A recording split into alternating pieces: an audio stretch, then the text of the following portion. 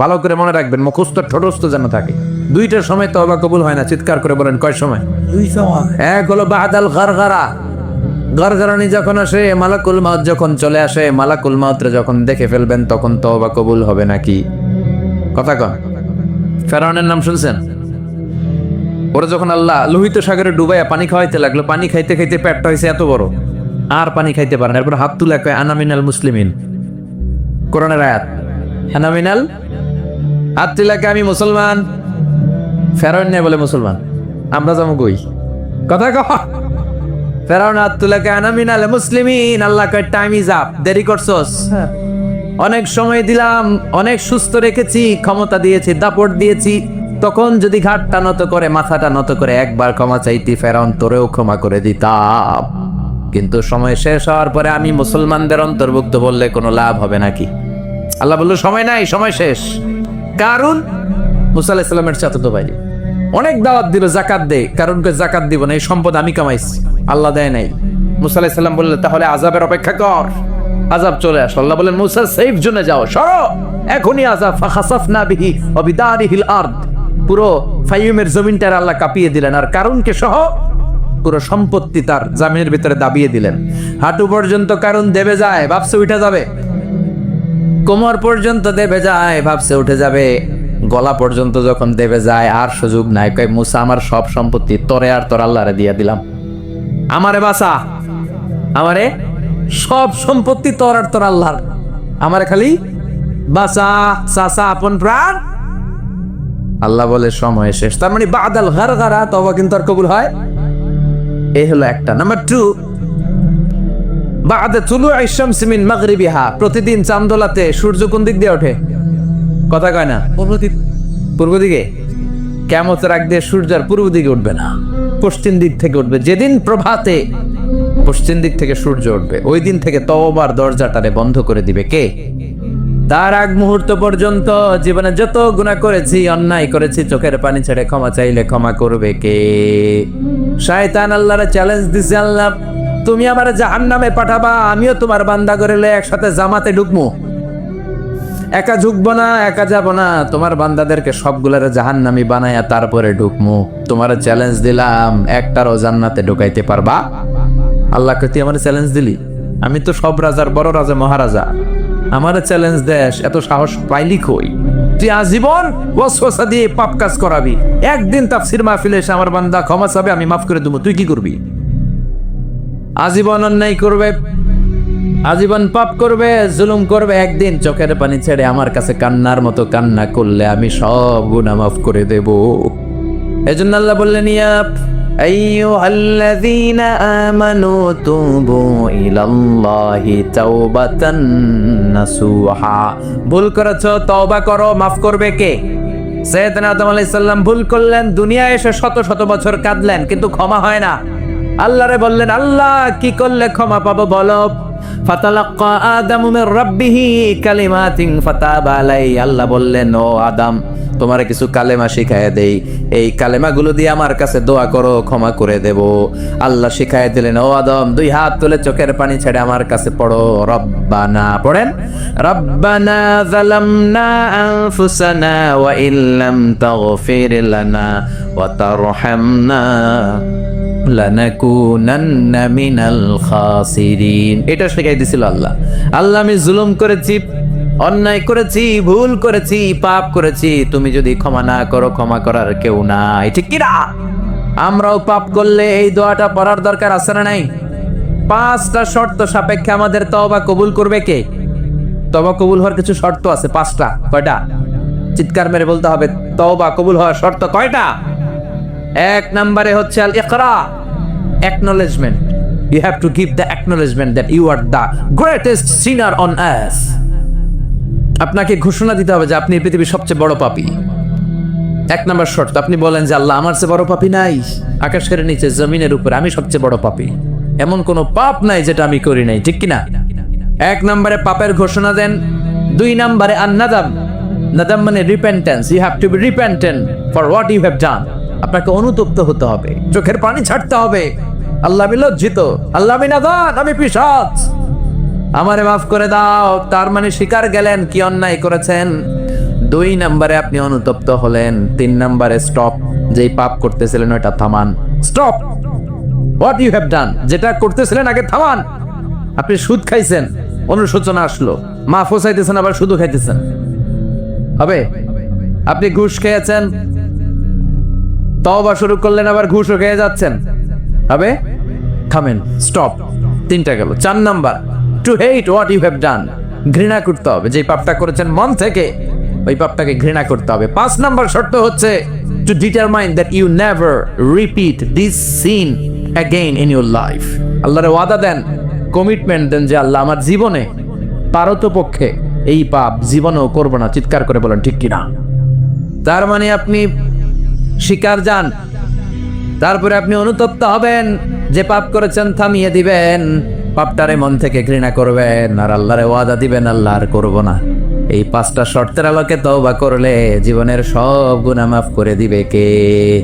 এজন্য আল্লাহ বললেন, ইয়া আইয়ুহাল্লাযীনা আমানু তুবু ইলাল্লাহি তাওবাতান নাসুহা, তওবার মতো তওবা করো, সব গুনাহ মাফ করতে পারে কে? তওবা করবেন তো? রাজি আছেন? কবে করবেন? এই মুহূর্তে তওবা করলাম, এই মুহূর্তে আল্লাহর কাছে ক্ষমা চাই, আল্লাহ জীবনের সব গুনাহ মাফ করে দাও। আমাদের দেশে তওবা করার জন্য হুজুর লাগে, কথা কন? পীর সাহেব হুজুর, বড় হুজুর, ছোট হুজুর, হাফেজ সাহেব লাগে না? হাফেজ সাহেব, ইমাম সাহেব, এদের ছাড়া নাকি তওবা হয় না। না, এটা ভুয়া কথা। আপনি অনুতপ্ত হন, আপনি চোখের পানি ছাড়েন, আপনি আপনার রবরে বলেন, ক্ষমা করে দিবে কে? ইমাম সাহেব আসতে হবে শর্ত না, পীর সাহেব হুজুর এসে হুজুরের হাতে হাত রেখে তওবা পড়তে হবে শর্ত না। আপনার রবরে ডেকে চোখের পানি ছেড়ে ক্ষমা চান, ক্ষমা করবে কে? আর প্রতিদিন শতবার পড়তে থাকবে আস্তাগফিরুল্লাহ। আওয়াজ করে সবাই পড়েন আস্তাগফিরুল্লাহ, আরো জোরে পড়েন আস্তাগফিরুল্লাহ। বিশ্বনবী বলেন, মান লাজিমাল ইস্তিগফার জাআলাল্লাহু লাহু মিন কুল্লি দিকিন মাখরাজা। সব সময় ইস্তিগফারের সাথে যে লেগে থাকবে, রব্বুল আলামিন তারে 5টা জিনিস দিবে। কয়টা? কথা কন আরো জোরে, সবাই বলেন কয়টা? নাম্বার 1, জাআলাল্লাহু লাহু মিন কুল্লি দিকিন মাখরাজা। বিপদে পড়লে বিপদ থেকে উদ্ধার করবে কে? আমাদের তো কোনো বিপদ নাই, না আছে? কত বিপদ, হ্যাঁ? রাস্তাঘাটে দুর্ঘটনা হতে পারে, যে কোনো সময় ভূমিকম্পে পড়তে পারি, বজ্রপাত পড়তে পারে না, ঠেড়া বইরা মানুষ নাই, আছে না নাই? এই বিপদ আপদ থেকে আপনারা রক্ষা করবে কে? যদি আপনি ইস্তেগফারের সাথে আঠার মতো লেগে থাকেন। কিসের সাথে? কথা বলেন। ইস্তেগফারের সাথে লেগে থাকতে পারলে 1 নাম্বার হচ্ছে বিপদে পড়লে আপনারে মুক্ত করে দিবে কে? 2 নাম্বার, ওয়া মিন কুল্লি হাম্মিন ফারাজা, যে কোনো ধরনের টেনশন, হাইপার টেনশন থেকে বাঁচায় দিবে কে? আমাদের তো টেনশন মেনশন নাই, না কি আছে? লাইফ নিয়ে টেনশন, বাঁচার টেনশন, মরার টেনশন, ক্যারিয়ারের টেনশন, রাস্তাঘাটে যানজট, এটার টেনশন, পুলিশের দৌড়ানি, র্যাবের দৌড়ানি, বাড়ির ভাড়া, গ্যাস বিল, বিদ্যুৎ বিল, ছেলে মেয়েদের লেখাপড়া, কত টেনশন। এসব টেনশন থেকে আপনারে মুক্ত করে দিবে কে? 3 নাম্বারে, ওয়ারযুকহু মিন হাইসু লা ইয়াহতাসিব, এমন জায়গা থেকে আল্লাহ আপনার রিজিকের ব্যবস্থা করবে আপনি কল্পনাই করতে পারবেন না। সুবহানাল্লাহ পড়েন। 4 নাম্বারে, সবসময় ইস্তেগফার যদি পড়া হয়, আল্লাহর কোনো আযাব ওই বান্দার উপরে আসে না। ওমা কানাল্লাহু মুআযযিবাহুম ওয়া হুম ইস্তাগফিরুন।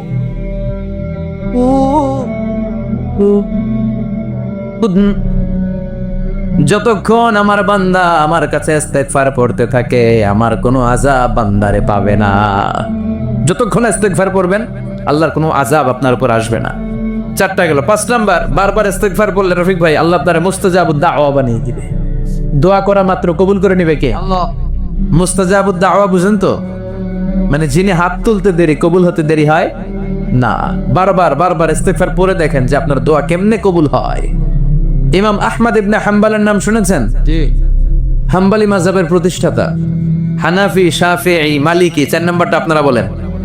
হাম্বলি। এই হাম্বলি মাযহাবের ইমামের নাম আহমদ ইবনে হাম্বল। জগৎ বিখ্যাত মুহাদ্দিস। একক স্বতন্ত্র হাদিসের কিতাব হিসেবে পৃথিবীতে সবচেয়ে বড় যে হাদিসের কিতাব, ওইটার নাম মুসনাদ আহমদ ইবনে হাম্বল। 40,000 হাদিসের কালেকশন আছে এটাতে। এই ইমাম আহমদ ইবনে হাম্বল ওনার শেষ জীবনটা হাদিস পড়া পড়ানো, হাদিস কালেকশনের জন্য ব্যয় করেছেন। শহরের পর শহর, দেশ থেকে দেশ, দেশান্তরে ঘুরতেন একটা হাদিসের জন্য। উনি সফরে বেরিয়েছেন হাদিস কালেকশনের জন্য। প্রচন্ড শীতের রাত, উনি মাগরিবের নামাজ, এশারের নামাজ পড়ে একটা মসজিদে শুয়ে পড়লেন, আর শুয়ে শুয়ে হাদিস পড়তেছেন। কি পড়তেছেন? কথা বলেন। আর মনে মনে ভাবলেন রাতটা মসজিদে কাটায় দেই, ফজরের নামাজ পড়ে আবার বেরোবো। কিন্তু দারোয়ান এসে বলে মসজিদে থাকতে পারবেন না, ওঠেন। দারোয়ান আছে না, কথা কন।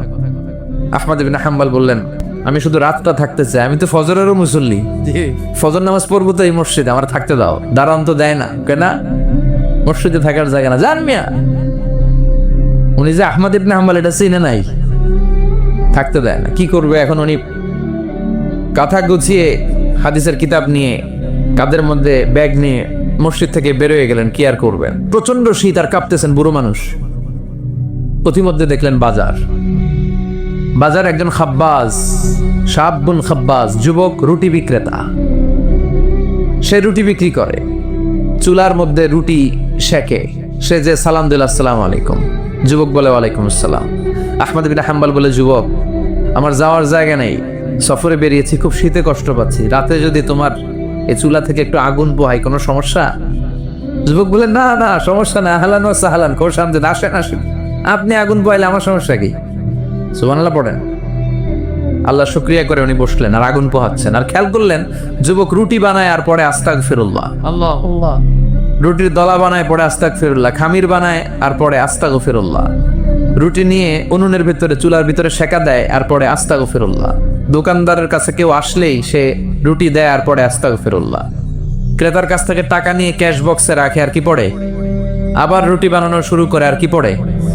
খালি এটাই পড়তেছে। ইমাম আহমদ ইবনে হাম্বল তো অবাক, কিরে এটা আবার কেমন যুবক, খালি আস্তাগফিরুল্লাহ। উনি প্রশ্ন করলেন যুবক ঘটনা কি? আসার পর থেকেই তোমার দেখতেছি তুমি রুটি বানাও, রুটি বিক্রি করো আর পড়ো আস্তাগফিরুল্লাহ, মালাকা ইয়া শাবাব।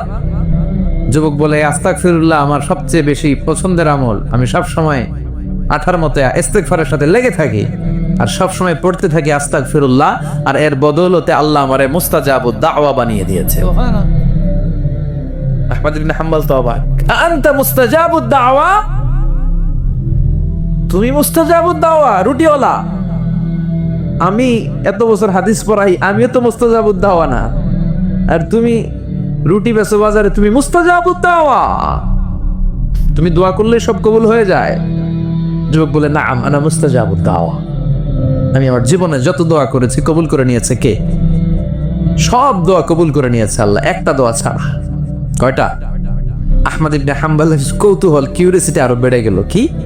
সব দোয়া কবুল হয়েছে একটা দোয়া ছাড়া? মাযালিকা দোয়া ইয়া শাব, কি সেই দোয়া? যুবক এবার বলতে শুরু করলো আমার জীবনে যে দোয়াটা আল্লাহ কবুল করে নাই সেটা হচ্ছে আমি আল্লাহর কাছে অনেক চেয়েছি, অনেক দোয়া করেছে যে আল্লাহ, শুনেছি এই জামানার সবচেয়ে বড় মুহাদ্দিস, তার নাম নাকি ইমাম আহমদ ইবনে হাম্বল। আল্লাহ তোমার কাছে আমার চাওয়া আমি যেন এই ইমাম আহমদ ইবনে হাম্বলরে দেখে মরতে পারি, আমি যেন ইমাম আহমদ ইবনে হাম্বলের হাতে হাত রেখে মুসাফা করতে পারি আর তার কপালে একটা চুমু এঁকে দিতে পারি। আহমদ ইবনে হাম্বল আবেগপ্রবণ হয়ে গেলেন, চোখের পানি ছেড়ে দিলেন, বললেন যুবক তোমার এই দোয়াটাও কবুল হয়ে গিয়েছে। আহমদ ইবনে হাম্বলের দেখার সাক্ষাৎ পাওয়ার জন্য আহমদ ইবনে হাম্বলের বাড়িতে তোমার যাওয়ার দরকার নাই, আহমদ ইবনে হাম্বল তোমার দরবারে ছুটে এসেছে। আনা আহমদ ইবনে হাম্বল মুহাদ্দিসুদ দাহর, আমি নিজেই আহমদ ইবনে হাম্বল। যুবক চোখের পানি ছেড়ে দেয়, আহমদ ইবনে হাম্বল চোখের পানি ছেড়ে দেয়। যুবক চিৎকার মেরে ইমাম আহমদ ইবনে হাম্বলকে জড়িয়ে ধরে, হাতে হাত রেখে মুসাফা করে, কপালের মধ্যে চুমু খায় আর আল্লাহর শুকরিয়া করে বলে ও ইমাম, আসলে এই দোয়াটাও আল্লাহ আজকে কবুল করে নিল। বিশ্বাস হয়? সবসময় ইস্তেগফার পড়লে আপনার দোয়াগুলোর এইভাবে কবুল করে নিবে কে? এই পাঁচটা জিনিস পাবেন সবসময় যদি ইস্তেগফারের সাথে লেগে থাকেন। রাজি আছেন তো? এই জন্য বিশ্বনবী সব সময় নামাজে সালাম ফেরানোর পরে পড়তেন আস্তাগফিরুল্লাহ। কি পড়তেন? 3 বার পড়তেন আস্তাগফিরুল্লাহ, আস্তাগফিরুল্লাহ, আস্তাগফিরুল্লাহ। পড়তে রাজি আছেন? ইস্তেগফারের অনেকগুলো আলফাজ আছে, সবচেয়ে ছোট ইস্তেগফার হচ্ছে এটা, আস্তাগফিরুল্লাহ, আস্তাগফিরুল্লাহ। আরো আছে আস্তাগফিরুল্লাহ আল্লাযী লা ইলাহা ইল্লা হুয়াল হাইয়ুল কাইয়্যুম আতুবু ইলাইহি। বিশ্বনবী বলেন এই ইস্তেগফারটা যদি কেউ পড়ে, আত-তাওয়াল্লি মিন ইয়াউমিজ জাহাফ, যুদ্ধের ময়দান থেকে পালিয়ে আসা কবিরা গুনাহ। কি গুনাহ? কাফেরদের সাথে যুদ্ধ, আমি তাগড়া যুবক, তলোয়ার নিয়ে নেমেছি, আমার দেহের এক ফোঁটা রক্ত থাকা পর্যন্ত আমি যুদ্ধ চালিয়ে যাব, আমি ফিরে আসতে পারবো না, আইনটা কার? ফিরে আসলে কবিরা গুনাহ।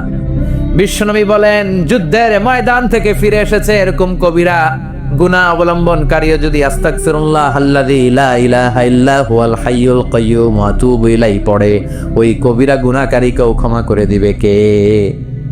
পড়তে রাজি আছেন তো? আবার সাইয়েদনা আবু বকর বললেন, ইয়া রাসূলুল্লাহ আল্লিমনি দুআআন আদউ বিহি ফি সালাতি, এমন দোয়া আপনি আমারে শিক্ষা দেন যেই দোয়াটা আমি নামাজে পড়তে পারি। বিশ্বনবী বললেন পড়ো, আল্লাহুম্মা ইন্নী যালামতু নাফসি যুলমান কাসীরা ওয়া লা ইয়াগফিরুয যুনুবা ইল্লা আনতা ফাগফিরলি মাগফিরাতাম মিন ইনদিক ইন্নাকা আনতাল গফুরুর রহিম। সুবহানাল্লাহ পড়েন, এটাও ইস্তেগফার। আমরা এটার বলে দোয়া মাসুরা, সালাম ফেরানোর আগে পড়ি না? যেখানেই ক্ষমা চাওয়ার কথা আছে ওইটারই কি বলে?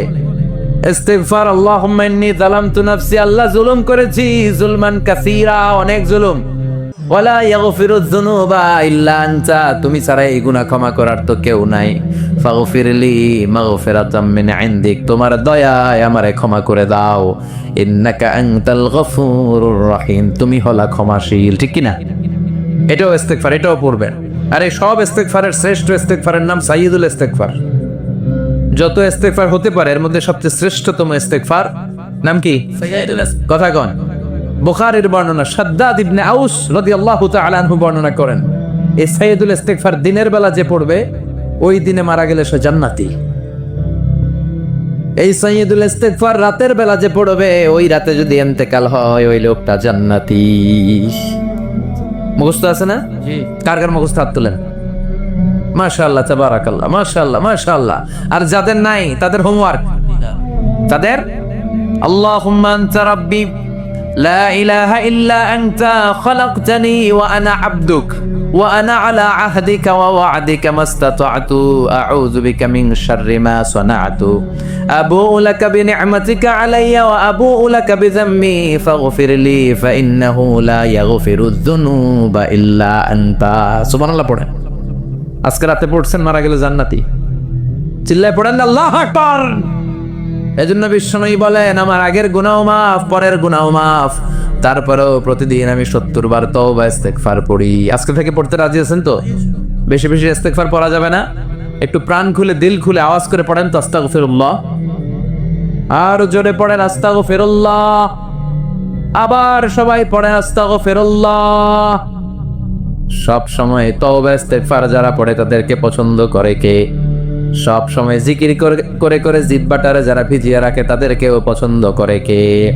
আল্লাহ বলেন ওয়াজকুর রাব্বাকা ফি নাফসিকা তাদাররুআন ওয়া খীফাতান ওয়া দুনাল জাহরি মিনাল কওলি বিল গুদুবি ওয়াল আসাল ওয়া লা তাকুম মিনাল গাফিলিন। সুবহানাল্লাহ পড়েন। আল্লাহ বলেন ওয়াজকুর রাব্বাকা ফি নাফসিক, আল্লাহরে মনে মনে ডাকো, তাদাররুআন ওয়া খীফা, আল্লাহর জিকির করতে আল্লাহ বলেছেন ফি নাফসিক। বুঝতেছেন অর্থ? ফি নাফসিকা, মনে মনে আল্লাহর জিকিরটা করো। তাদাররুআন ওয়া খীফা, তাদাররুআন মানে বিনয়ের সাথে, with full of humility, submission and humbleness, বিনয়ের সাথে আল্লাহর ডাকো। ওয়া খীফা, গোপনে গোপনে ডাকো। দুনাল জাহারি মিনাল কওল, চিৎকার চেঁচামেচি করে ডেকো না। কার কথা? আওয়াজ করে জিকির করো না। এই যে আমরা মাহফিলে লা ইলাহা ইল্লাল্লাহর জিকির করে, এটা তালিমান। উদ্দেশ্য কি? তালিমের জন্য আওয়াজ করে জিকির জায়েজ আছে, কিন্তু ব্যক্তিগত জিকিরের যে ইবাদতটা এটা আস্তে আস্তে হইতে হবে, এটা ভদ্রভাবে হতে হবে, চিল্লা চিল্লি করে নয়। আবার তালিমের জিকির ওইটাও ভদ্রভাবে। ইন্নাল্লাহা জামিল ইউহিব্বুল জামাল, আমার আল্লাহ সুন্দর, আমার আল্লাহর জিকিরের মধ্যেও সৌন্দর্য আছে না নাই? কিন্তু এদেশে জিকিরের ভেতরে লাফালাফি আছে না নাই? বেশি না কম?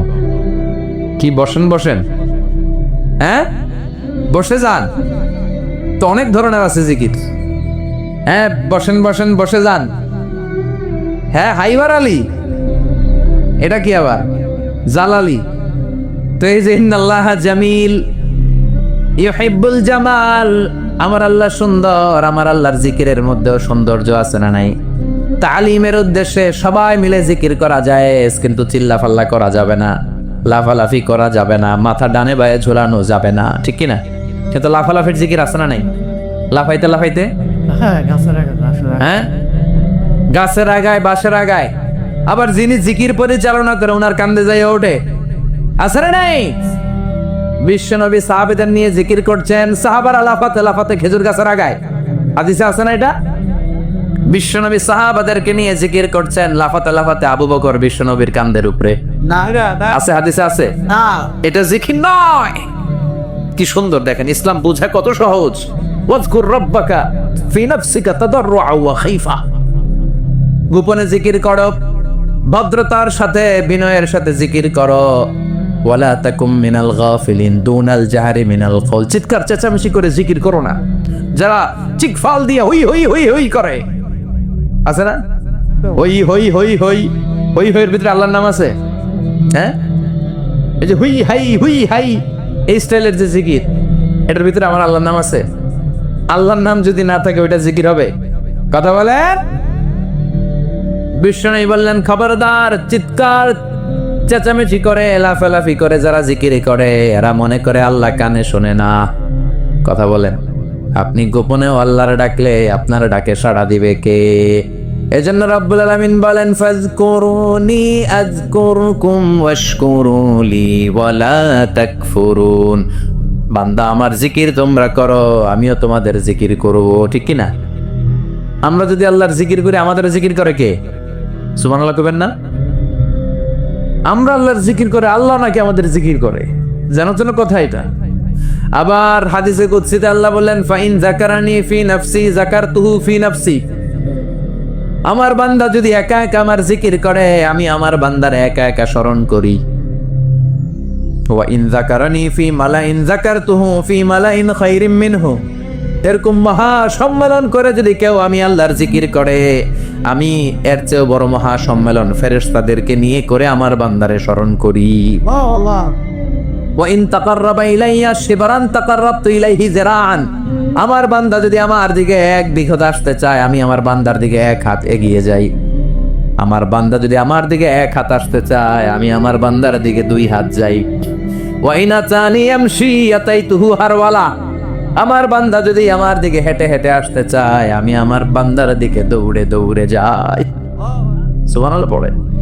এজন্য বিশ্বনবী বলেন, লা ইয়াজালু লিসানুকা রাতবাম মিন যিকরিল্লাহ। আল্লাহর জিকির দিয়ে জিহ্বাটারে ভিজিয়ে রাখবা। কার কথা? চিল্লায় বলেন, কার কথা?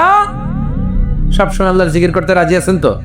সবচেয়ে শ্রেষ্ঠ জিকির বিশ্বনবী বললেন, আফদালু যিকরি লা ইলাহা লা ইলাহা লা ইলাহা ইল্লাল্লাহু মুহাম্মাদুর রাসূলুল্লাহ সাল্লাল্লাহু। সবচাইতে শ্রেষ্ঠ জিকির লা ইলাহা। এর চেয়ে শ্রেষ্ঠ জিকির আছে? কথা বলেন। বিষ্ণু বললেন, মান ক্বালা লা ইলাহা ইল্লাল্লাহ সিদকান মিন কলবিহি, একনিষ্ঠতার সাথে অন্তর থেকে কেউ যদি জীবনে একবার বলে লা ইলাহা ইল্লাল্লাহ, দাখালাল জান্নাহ। তার যদি পাপ থাকে, অন্যায় থাকে, ওই পাপ আর অন্যায়ের শাস্তিগুলার পরে কোনো না কোনো দিন আমার ওই বান্দা জান্নাতে ঢুকবে। একবার যদি খালিসান মিন কলবিহি সে পড়ে লা ইলাহা ইল্লাল্লাহ, তার জন্য জান্নাতকে অবধারিত করে দিয়েছে কে? আবার এটার নাম আল্লাহ দিয়েছে কালিমায়ে। কথা বলেন। দরাবাল্লাহু মাসালান কালিমাতান তাইয়িবাতান কাশাজারাতিন তাইয়িবাতিন আসলুহা সাবিতুন ওয়া ফারউহা ফিস সামা। সুবহানাল্লাহ। পবিত্র বাণী এটা কালিমায়ে তাইয়িবা। আবু সাঈদ আল খুদরি থেকে বর্ণিত, মুস্তাদরেকে হাকিম আর সহিহ ইবনে হিব্বানে এসেছে। বিশ্বনবী বলেন, মুসা আলাইহিস সালাম আল্লাহর একবার প্রশ্ন করলেন, ইয়া রাব আল্লিমনি দুআন আদউ বিহি। আপনি আমার এমন একটা জিকির শিক্ষা দেন যে জিকির দিয়ে আমি শুধু আপনার জিকির করব, কেউ এই জিকির করতে পারবে না। এই জিকির জানবো শুধু আমি, আর জানবেন। কথা কোন? প্রশ্ন করছে কে? হ্যাঁ, কাকে করেছে? আল্লাহ এমন একটা জিকির শিখান যেই জিকির কেউ জানে না, আমি জানবো।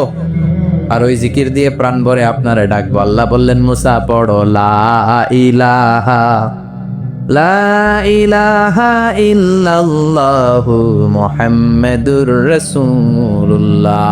মুসা আলাইহিস সালাম বললেন আল্লাহ চাইলাম কি, কইলেন কি? লা ইলাহা তো জাতীয় জিকির, এটা তো আন্তর্জাতিক জিকির, এটা জানে না এমন কেউ নাই। এমনকি হিন্দু ভাইরাও জানে। কথা কন আল্লাহ, আমি তো চাইছিলাম এক্সক্লুসিভ, আমার জন্য স্পেশাল, এর চেয়ে সুন্দর আর কেউ জানবে না। এত সুন্দর একটা জিকির আপনি দিবেন, এটা আমি ডাকবো আপনারে আর আপনি শুনবেন। আল্লাহ বললেন মুসা এর চেয়ে দামি আমার কাছে নাই।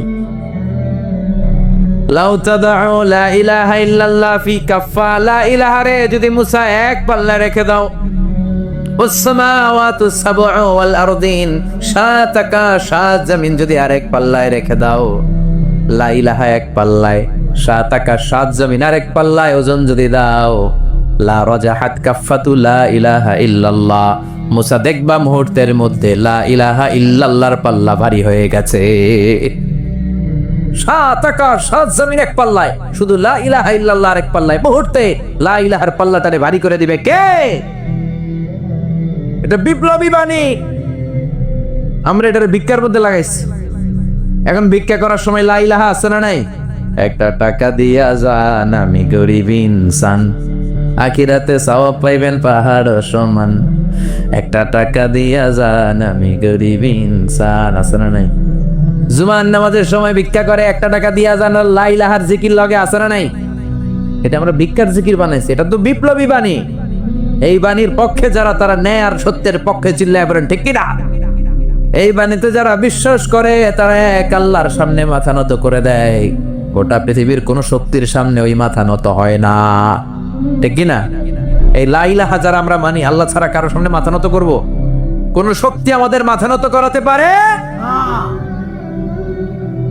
বিপ্লবী বাণী, এটা সংগ্রামী বাণী। এই বাণী এমন বিপ্লব তৈরি করে গোটা বিশ্ব পাল্টে দেয়। এই লা ইলাহার ব্যাখ্যা করেছেন সাইয়্যিদ কুতুব শাহীদ তার তাফসিরে। নাম শুনছেন? জি। কি নাম তাফসিরের? ফি জিলালিল কোরআন। ফি জিলালিল কোরআন লিখে উনি মিশর কাঁপিয়ে দিলেন। তিনি গোটা বিশ্বের জাহালাতকে তার তাফসিরের লেখনের মধ্য দিয়ে তুলে এনেছেন।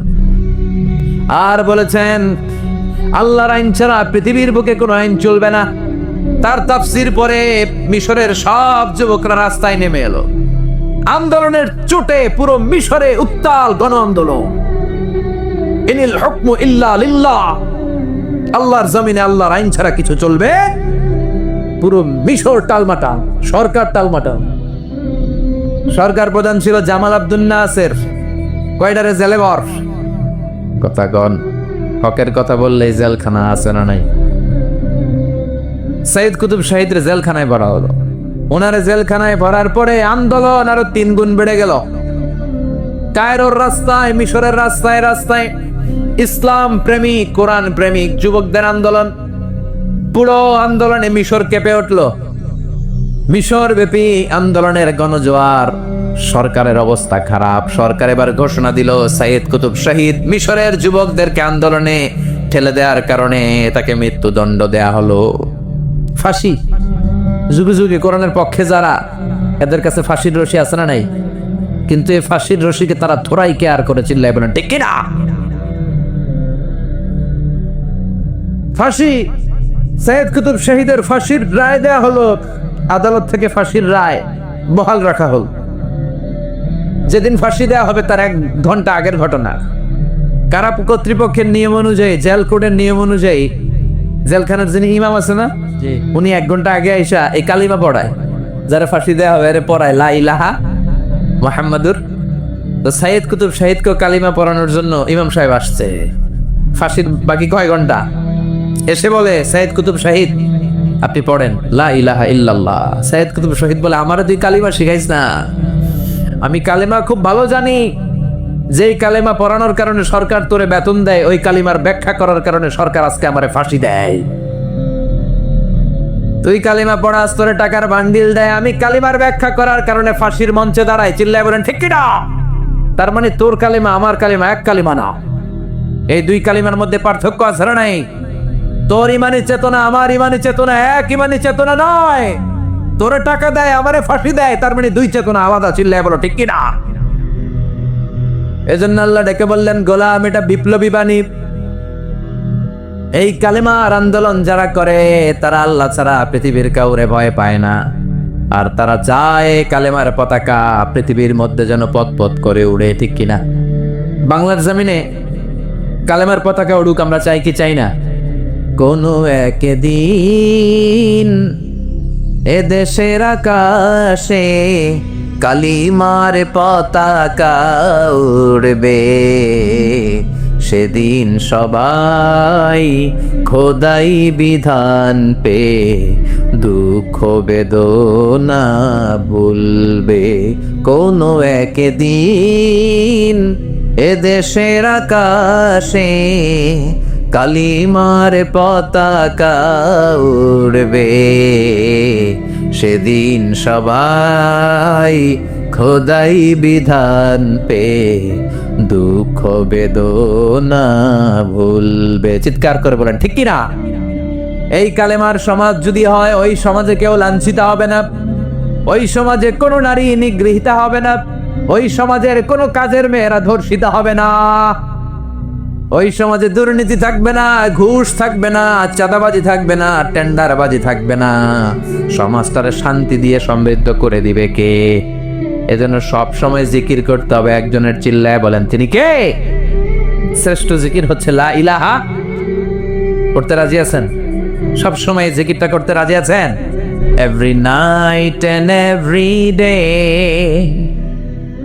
every night and every day, never forget to say la ilaha illallah, never forget to say la ilaha illallah. পড়েন, every night and every day, every night and every day, never forget to say la ilaha illallah, never forget to say la ilaha illallah, never forget to say la ilaha illallah. When you're walking down the street, use your time and repeat and say in every heartbeat la ilaha illallah. When you're walking down the street, use your time and repeat and say in every heartbeat la ilaha illallah. Every night and every day, every night and every day, never forget to say la ilaha illallah. চিল্লায় বলেন ঠিক কিনা? দিনে রাতে যে কোনো মুহূর্তে আমাদের জিহ্বার মধ্যে থাকবে কি? কথা বলেন, জিহ্বায় থাকবে কি? এজন্য বিশ্বনবী বললেন, আফদালুয যিকরি লা ইলাহা ইল্লাল্লাহ, আল্লাহর কাছে সবচাইতে প্রিয় জিকির হলো লা ইলাহা ইল্লাল্লাহ। আবার বিশ্বনবী বললেন, আহাব্বুল কালামে ইলাল্লাহি আরবা, আল্লাহর কাছে সবচাইতে প্রিয় কথা হলো চারটা। কয়টা? সুবহানাল্লাহ, আলহামদুলিল্লাহ, লা ইলাহা ইল্লাল্লাহ। সুবহানাল্লাহ,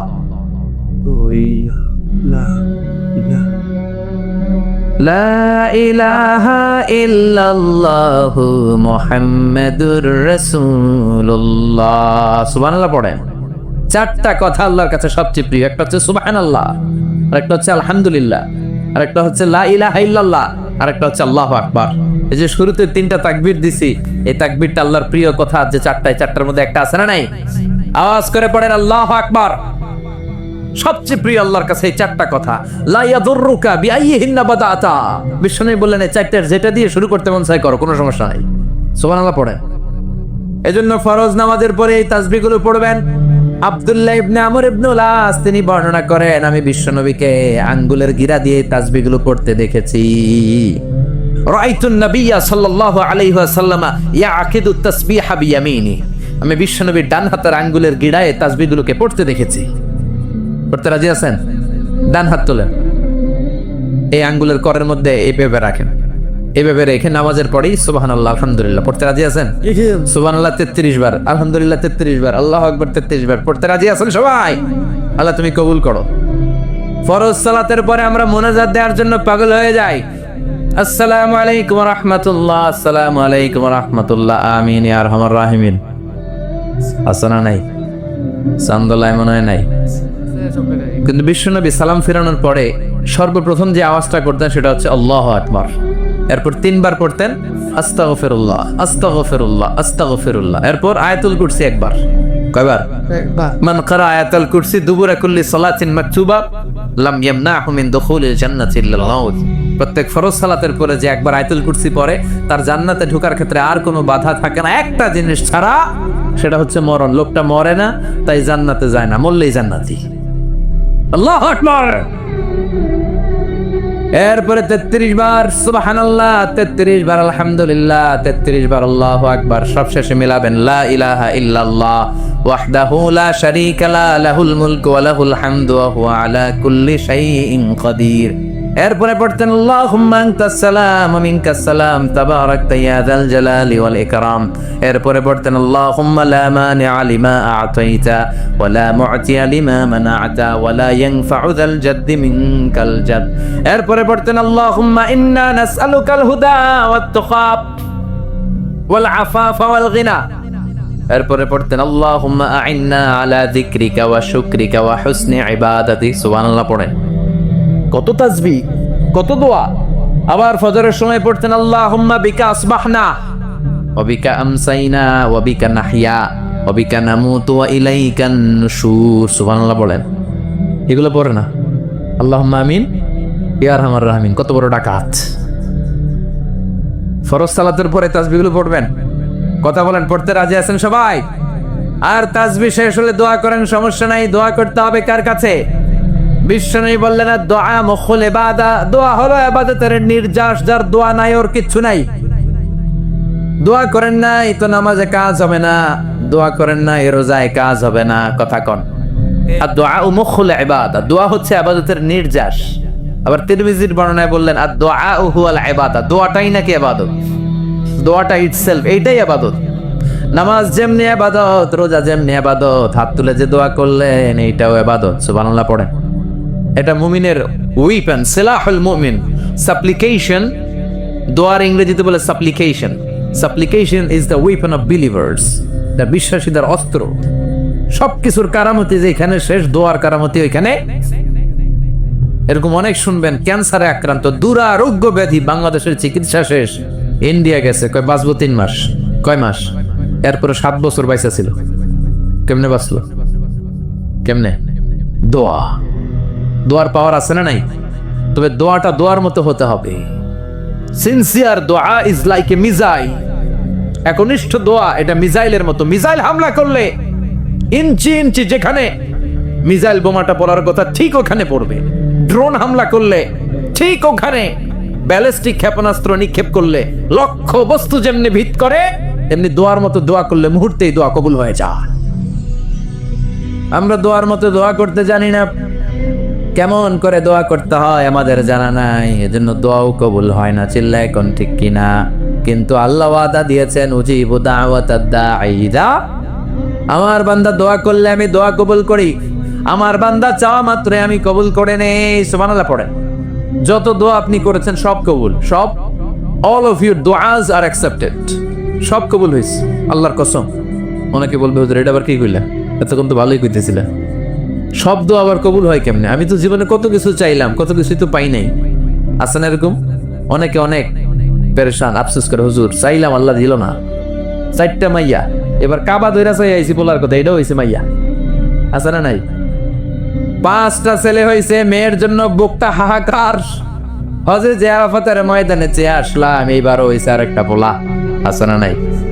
কত কিছু চাইলাম, পাইলাম না হুজুর, দিল না আল্লাহ। বলে না? আপনার সব দোয়া কবুল, তবে কবুল হওয়ার 3টা সিস্টেম আছে। কয়টা? চান্দুল্লাহর ভাইয়েরা মনে থাকবে? কয়টা? আপনি যত দোয়া করছেন সব কবুল, কারণ আল্লাহর কাছে কিছু চাইলে আল্লাহ ফিরায় দিতে জানে না। আল্লাহ জানেই না কেমনে ফিরায় দিতে হয়। সুবহানাল্লাহ কোন চাওয়া মাত্রই আল্লাহ বলে অ্যাকসেপ্টেড, যা কবুল, দিব দিব না এটা বলতে জানে না, চাওয়া মাত্রই বলে দিব। তিন সিস্টেম। নাম্বার 1, আপনি আল্লাহর কাছে দোয়া করলেন, চাইলেন, আল্লাহ বলে দিব, বলেই তিনি দিয়ে দেন আর আপনি খুশি হয়ে যান, পেয়ে গেলেন।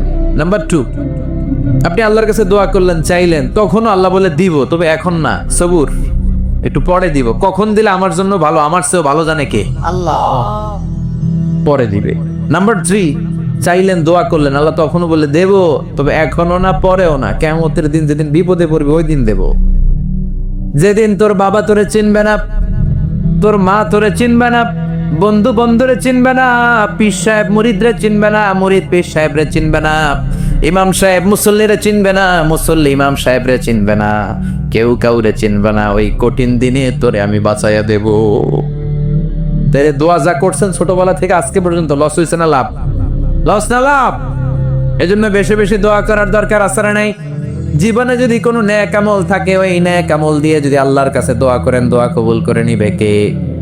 তবে নেক আমলটা হইতে হবে শুধুমাত্র আল্লাহর সন্তুষ্টির জন্য।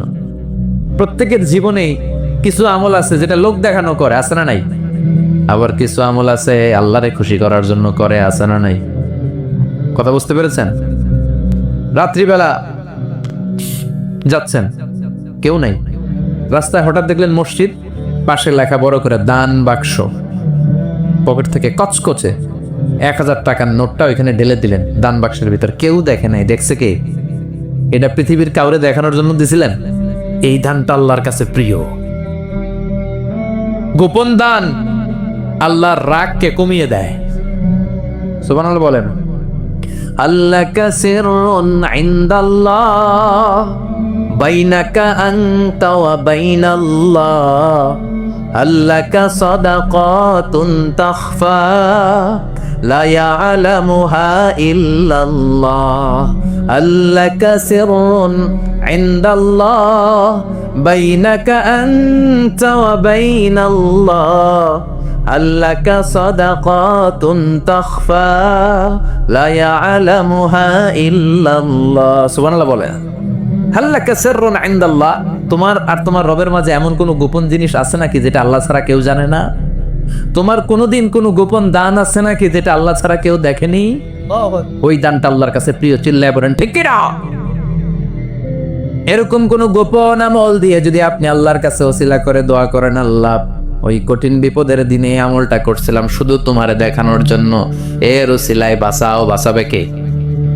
বুখারীতে একটা হাদিস আছে, সালাসাতুন ফিল গার, বনি ইসরাইলের 3 লোক সফরে বেরিয়েছে, মরুভূমির সফর, মাঝখানে তুফান, কই যাবে, কই বাঁচবে, দৌড়াদৌড়ি শুরু।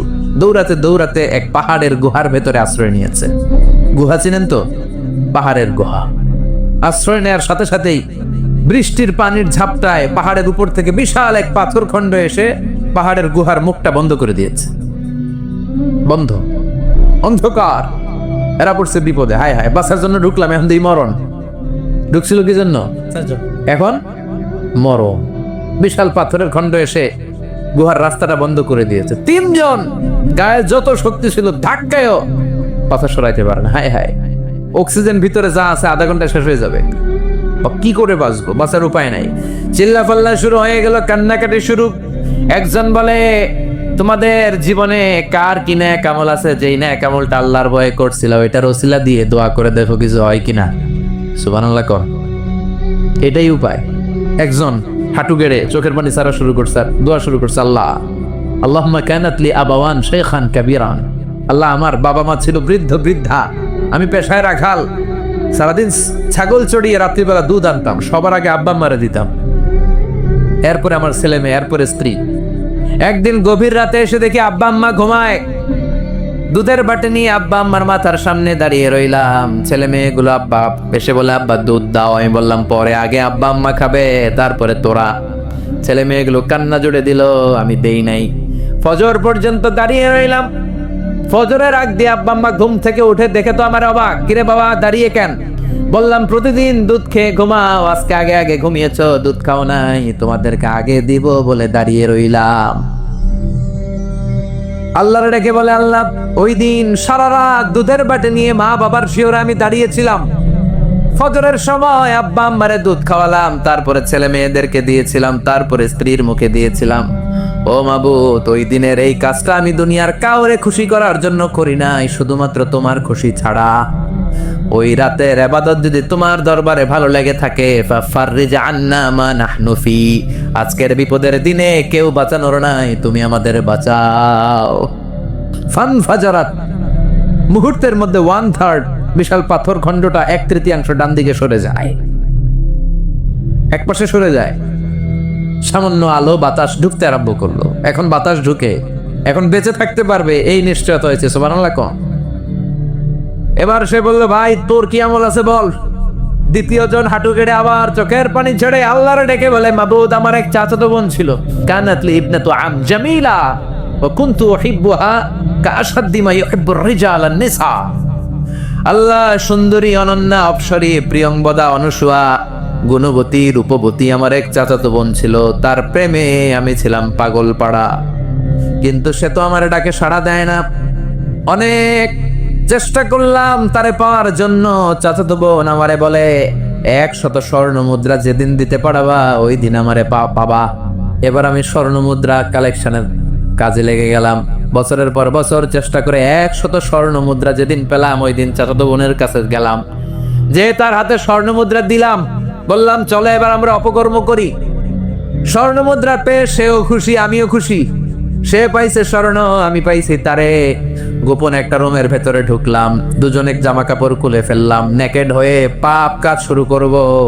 ইন দা মিন টাইম আমার চাচাতো বোন আমারে বলে, ও আমার চাচাতো ভাই, আমারে তুই আমার সতীত্ব তুই নষ্ট করে দিস না, ইত্তাকিল্লাহ, আমার সম্ভ্রম তুই শেষ করে দিস না, ইত্তাকিল্লাহ, আল্লাহর ভয় কর। আল্লাহ, ওই মুহূর্তে ফিরে আসা কঠিন কঠিন, কিন্তু ইত্তাকিল্লাহ, আল্লাহরে ভয় করে এই শব্দটা যখন শুনলাম আমার ভিতরটা কেঁপে উঠেছে। আমি মুহূর্তে তোমার ভয়ে জামা পড়ে ওই রুম থেকে চিৎকার মেরে বেরিয়ে গিয়েছে। আল্লাহ, সেদিন আমি পাপ কাজ করি নাই, সেদিন আমি মনের খায়েশ মিটাই নাই, তোমার ভয়ে সেদিন আমি দৌড়ে পালিয়েছি। ওই দিনের ইবাদতটা, আমলটা যদি তোমার কাছে ভালো লেগে থাকে, ফাফাররিজ আন্না ফিমা নাহনু ফি, আজকে যেই বিপদে আছি তুমি বাঁচাও। বলার সাথে সাথে 2/3 2/3 পাথরের খণ্ডটা আরো ডান দিকে সরে যায়। সুবহানাল্লাহ পড়েন। এবার আরো বড় ফাঁকা হয়েছে। এবার তারা বেরোতে চেষ্টা করলো, দেখে মাথা বের হয়, শরীর বের হয় না, হাত বের হয়, পিঠ বের হয় না, পা বের হয়, দেহ বের হয় না, আরো সরতে হবে। এবার বাকি আছে কয়জন? একজন। সে দোয়া করতে শুরু করলো, আল্লাহ ইস্তাজারতু জারাক, আমি ব্যবসায়ী ছিলাম, অনেক শ্রমিক ভাড়া করে একদিন একটা কাজ করালাম, সব শ্রমিকের টাকা দিয়ে দিলাম। এক শ্রমিক টাকা না নিয়ে ভাগলপুর কই যে গেছে নিজেও জানি না, ওর টাকা আমার কাছে রয়ে গেল। এই শ্রমিককে আর টাকাটা বুঝাই দিতে পারি নাই। এই টাকা দিয়ে আমি কয়েকটা ছাগল কিনলাম, এই ছাগলগুলো বাচ্চা দিল, ওগুলো বাচ্চা দিল, ওগুলো বাচ্চা দিল, দিতে দিতে বিশাল ছাগলের ডেয়ারি ফার্ম করে ফেললাম তার ওই টাকা দিয়ে। 1 যুগ 12 বছর পরে সে এসে বলে, আমার টাকা ফিরায় দাও। আমি বললাম, এই যে ছাগলের ডেয়ারি ফার্ম পুরোটাই তোমার। সে বলে, আতাস্তাজিউ মিন্নি, আমার সাথে ঠাট্টা করো? আমি পাই সামান্য কয়টা টাকা, 1 যুগ আগে যেই টাকা পাইতাম ওইটা দিলেই চলবে। আমি বললাম, ও শ্রমিক, তোমার টাকা দিয়ে আমি ছাগল কিনে ব্যবসা করেছি, ছাগল বাচ্চা দিয়েছে, বাড়তে বাড়তে বাড়তে বাড়তে আজকের বিশাল এই ডেয়ারি ফার্ম, এই ডেয়ারি ফার্মের মালিক আমি নই, তুমি নিয়ে যাও। বলার সাথে সাথে শ্রমিক আনন্দে নাচতে নাচতে ডেয়ারি ফার্ম নিয়ে যায়।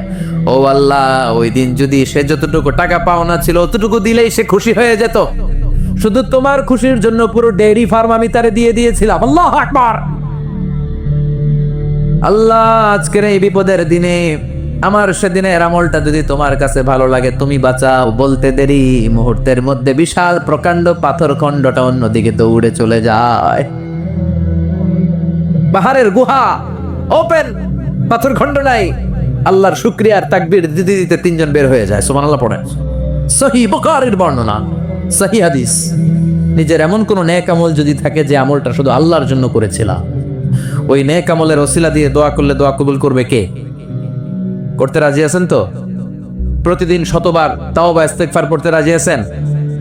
আল্লাহর জিকির করতে রাজি আছেন তো? আর বেশি বেশি দোয়া করতে রাজি আছেন? সবাই সবার জন্য দোয়া করবো, রাজি আছেন তো? আল্লাহ আমাদের সবাইকে কথাগুলো বুঝার ও আমল করার তৌফিক দান করুক। আমরা পড়ি আমিন। আরো জোরে পড়েন আমিন। যতগুলো কথা বললাম কোরআন সুন্নাহর আলোকে বলেছি, বানিয়ে কিছু বলি নাই। তারপরে আমার মনের অজান্তে কোনো মিস ইনফরমেশন যদি আমার মুখ ফসকে বেরিয়ে যায়, সেগুলো যেন আল্লাহ তাআলা আমাদের স্মৃতিপট থেকে মুছে দেয়। আমরা সবাই পড়ি আমিন। আর সত্য, সুন্দর, কল্যাণকর, হকের পক্ষে যা বললাম তার সবগুলো প্রথমে আমাকে এবং আপনাদের সবাইকে আমলের তৌফিক দান করুক। আমরা পড়ি আমিন।